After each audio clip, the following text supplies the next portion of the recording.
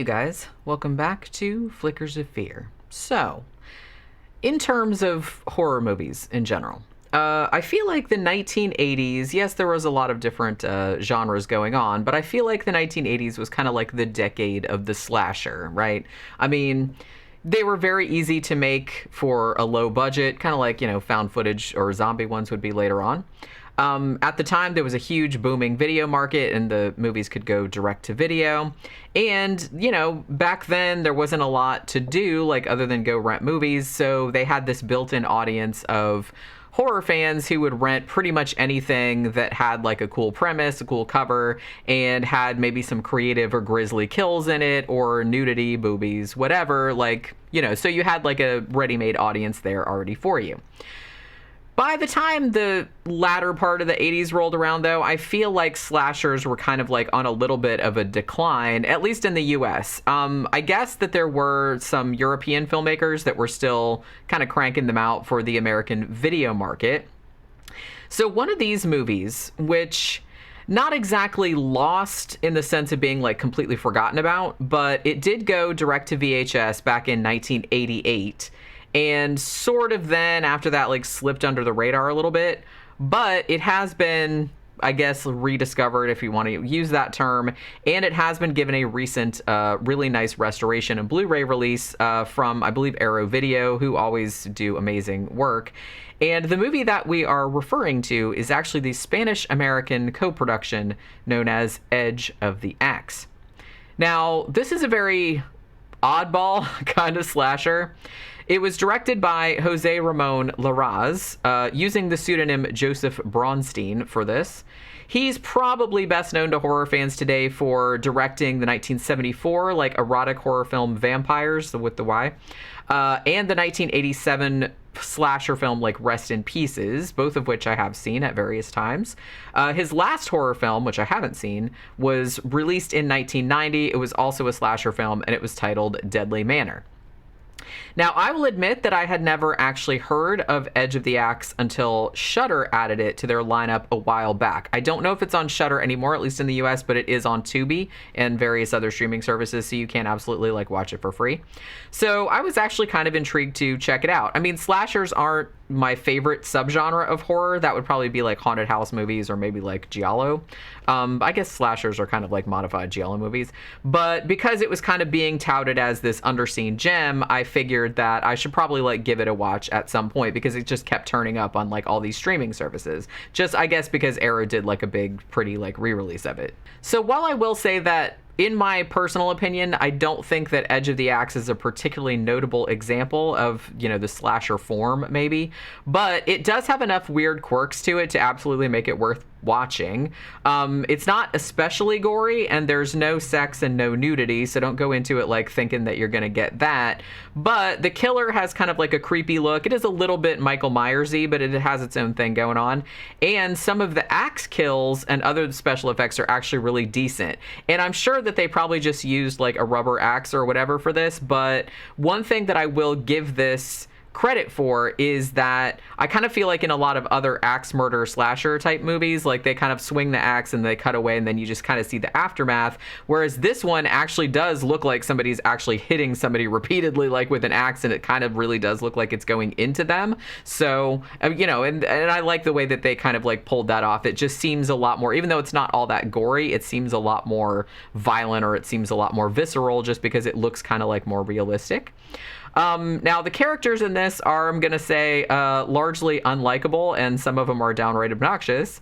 And there are kind of too many red herrings and like subplots and stuff like that that don't really factor into the overall story. But I mean, that aspect gave me a little bit of a Giallo vibe, because some kind of lesser Giallo movies have that as well, so I didn't really mind it all that much. On the other hand, though, I will say that keeping track of all the characters and like their relationships to one another was kind of confusing, like even for me. And I'm a writer, so I usually try to keep track of all that stuff. And I was just like, wait, who is this now? And how are you related to? Who is this? I don't know what the fuck's going on.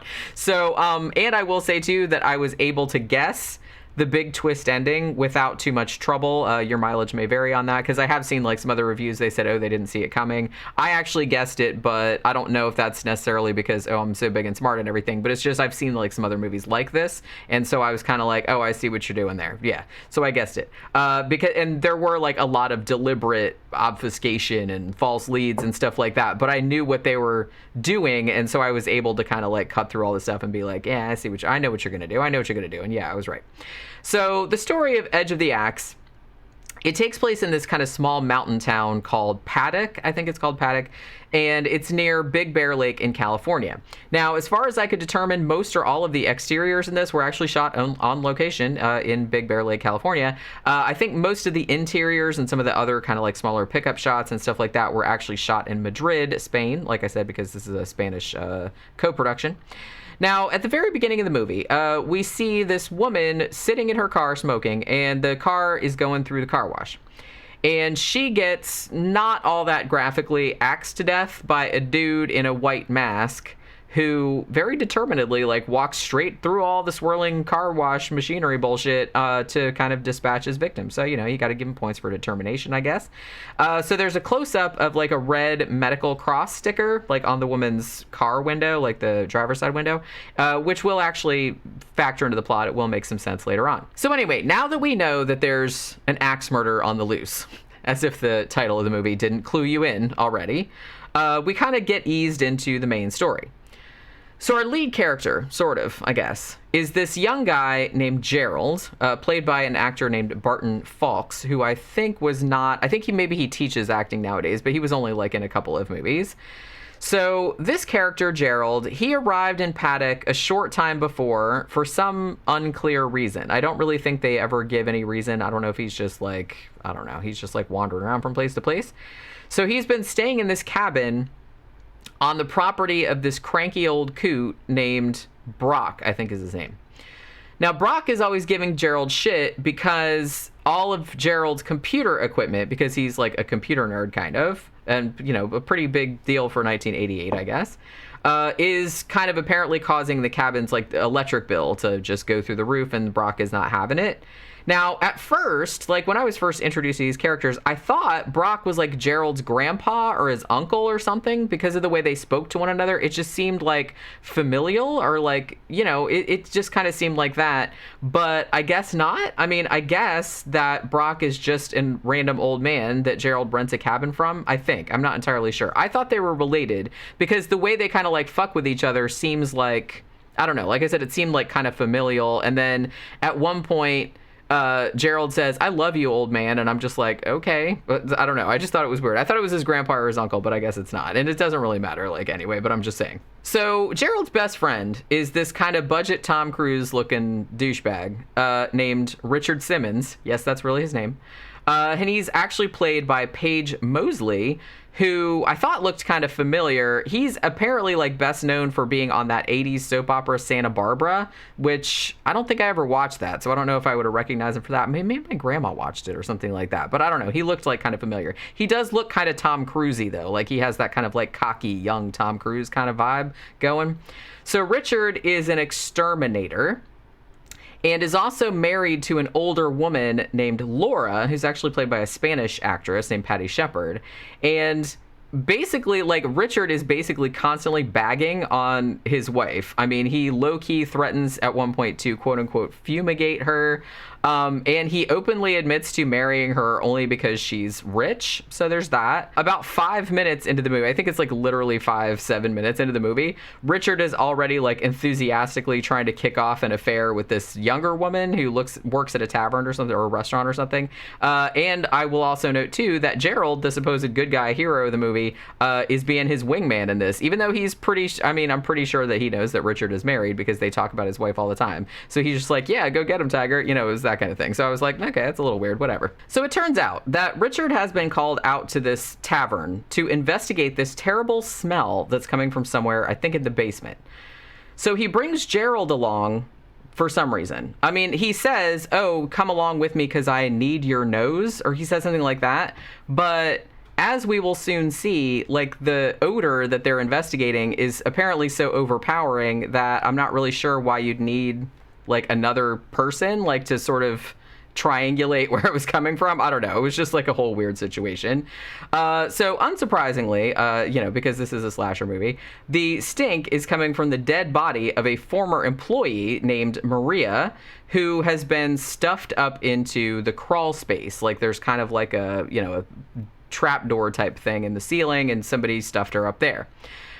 Incidentally, I will say that I think the corpse effect here was probably my favorite of the whole movie. Like when they pull the thing down, like her body comes down, I think like that corpse effect looks really good. And I think that was probably my favorite effect in the movie. So even though it's pretty clear that this woman was most likely murdered, I mean, she didn't stuff herself up into a crawl space, the local sheriff calls it a suicide and basically wants to just kind of sweep everything under the rug. He doesn't want to like investigate any crimes. What the fuck you think? This is his job or something like that? This is the same sheriff, by the way, who, and I can't remember if this happens before or after this situation, but he very assholishly like dismisses this farmer who comes into his office to report that somebody has been on his farm, has beheaded one of his pigs, broken into his house, and then left the decapitated pig's head like in the middle of his bed.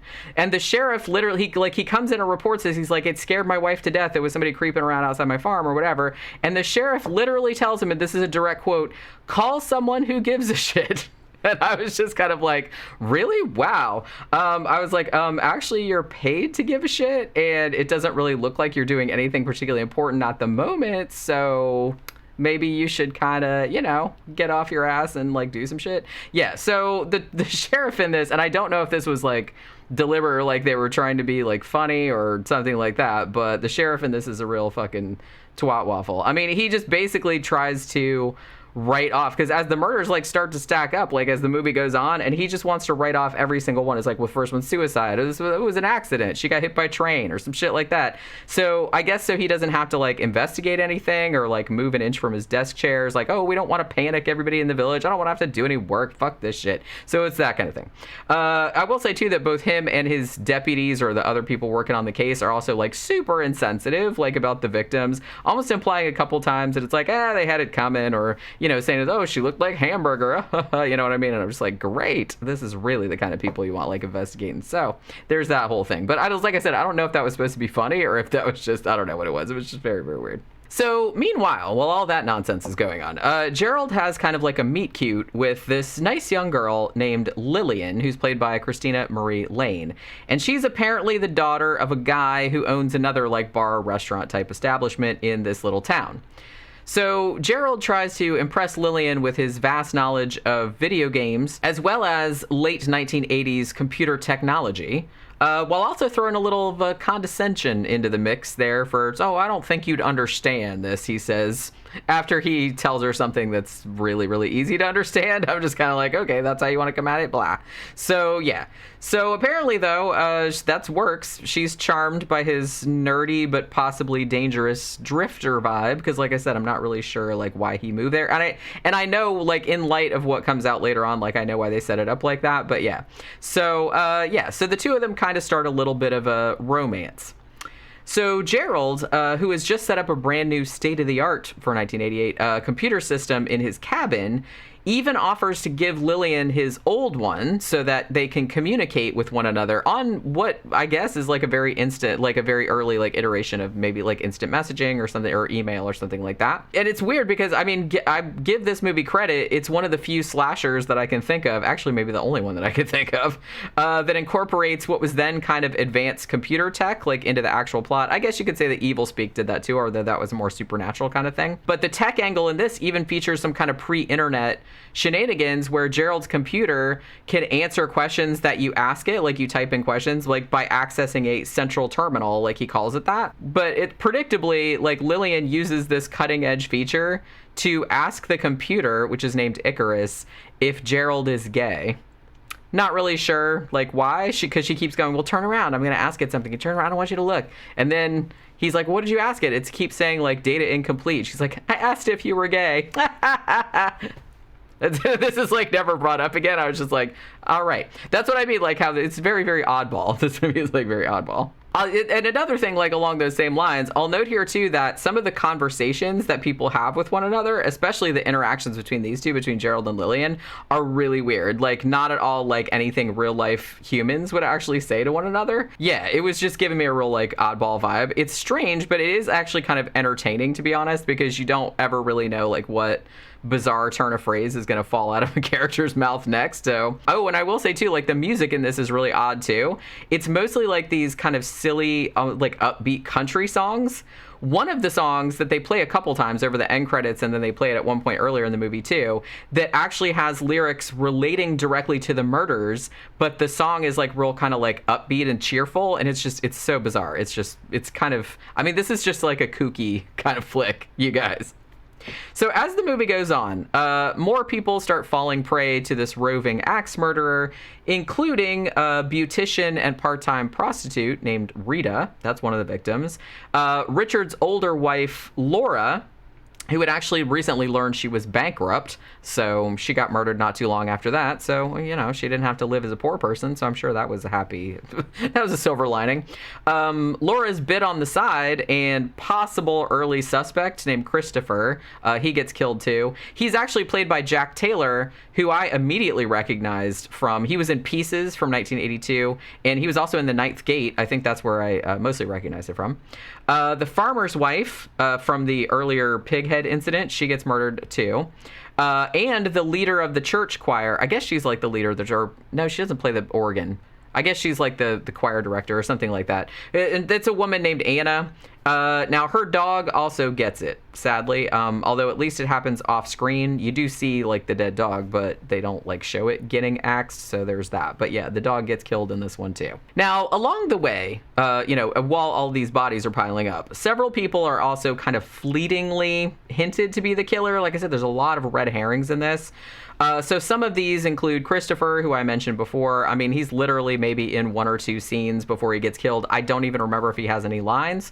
The town priest, Father Clinton, it seems like they're trying to set him up as a suspect for like 5 seconds, like, because he acts sort of vaguely sketchy in one scene, but then the rest of the time he's totally normal. And the jackwagon exterminator guy, Richard, who laughs about the axe murders and kind of cracks, oh, I should talk to this axe killer about getting rid of my wife. And I'm just like, yeah, well, the axe killer does kill his wife later on. So I think they're trying to like set him up for that too, but it's not like super effective, you know what I'm saying? Because there's so many characters, and like I said, I forget what all of them, and sometimes it's so brief or so subtle that I didn't even realize until afterward that they were trying. I was like, oh, they're trying to make that seem like that guy, maybe this guy's the killer, maybe that guy's the killer, you know what I mean? They're just like introducing like all of these characters just so they'd have more suspects, I guess. But I will say that the scenario that the movie is trying hardest to sell is that the killer is Lillian's cousin, Charlie.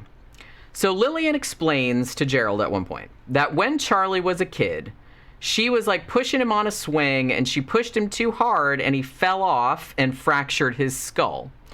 So this injury apparently caused some brain damage, and Charlie had to be institutionalized for a while. Now she says he's recently gotten out, and Lillian has deduced that Charlie has come back to town and is like taking revenge against people who either had some involvement in putting him in the mental hospital in the first place, or people who worked there. So I guess like once he got out, he's like, yeah, I'm gonna kill all those motherfuckers.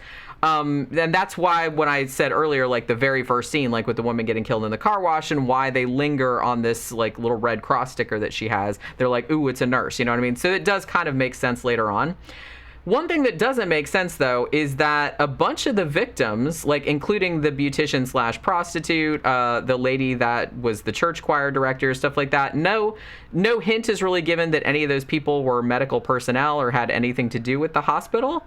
So there's that. But Lillian actually kind of sort of like waves this away by saying, oh, and by the way, Charlie is also killing women that his father has the hots for. I think that's what she's getting at. So they had to have some kind of way, because it would be super suspicious if like, oh, all these nurses and doctors are turning up dead, then everybody'd be like, oh, pattern. But the fact it's like all these random ass people, and it's like one of them was a nurse at the beginning, and then like the other ones weren't anything to do with that. So it's like I said, they were trying to make everything like mysterious, but they just, in a lot of ways, they just kind of made it like not coherent or like not make any sense. You know what I mean? And I'm not saying it's a bad movie. It's actually like really fun. I had a fun time with it, but it is like a little odd, and don't like get too wrapped up in the story because it doesn't make a lot of sense. That's all I'm saying. So along those same lines, it's like it's further implied that Gerald, who just arrived in town not too long before with no explanation, as I said. So you're supposed to be believing that Gerald is actually Charlie and that he's the one that's the axe murderer. And they really lean into this a lot because Lillian actually even accidentally calls him Charlie at one point. I think he's even on a swing or some shit like that. And then later she comments on the scar on the back of his neck, which, he says, oh, it's from a motorcycle accident, like all sketchy and everything. And so people that are watching the movie are supposed to think, oh, that was the scar that was caused by falling off the swing. And so he's really Charlie and he's the axe murderer. But I will say that because I've seen a lot of Giallo movies and slasher murder mysteries of this type, I was aware right from the jump that the narrative that they were pushing so hard, that's never the solution to the mystery. It's always a misdirect, and indeed it was in this case. And when I found out what the twist was, I was absolutely vindicated because I called it. Now, as I surmised, and this is spoiler alert, spoiler alert, spoiler alert, if you do not want to know what the twist is, then click off and go watch this movie and then come back because I'm about to tell you. So, just as I predicted, the killer actually turns out to be Lillian, who did actually, she was the one that fell off a swing and got brain damage as a kid, and then she got institutionalized and basically had some murderous, revengey sort of impulses and spun those off into another personality named Charlie. So she essentially like dissociated her murderous impulses into another person, and now that narrative has become like ingrained, so she actually does think of Charlie as like another person and that it's not her.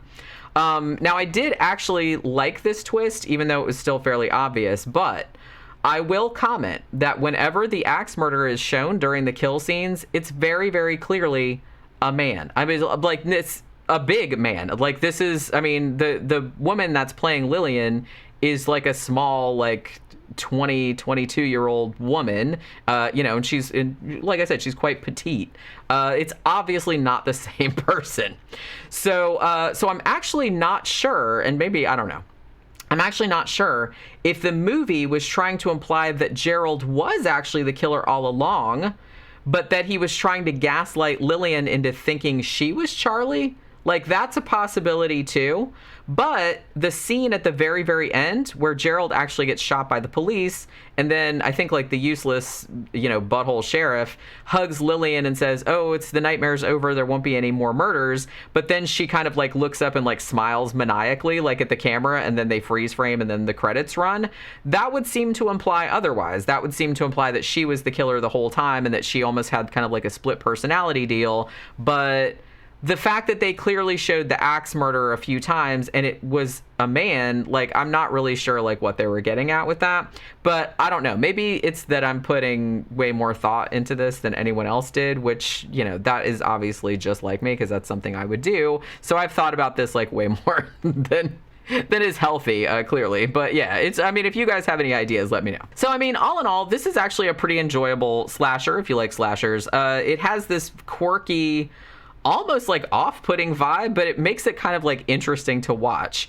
It's nothing to really write home about as far as like there's nothing that's all that like earth-shattering in it, but the axe kills are pretty decently handled. Like I said, they're not gory, but they're kind of like violent in the sense that you actually get to see the axe like going into people like that, like from a, they don't cut away or have insert shots or anything like that.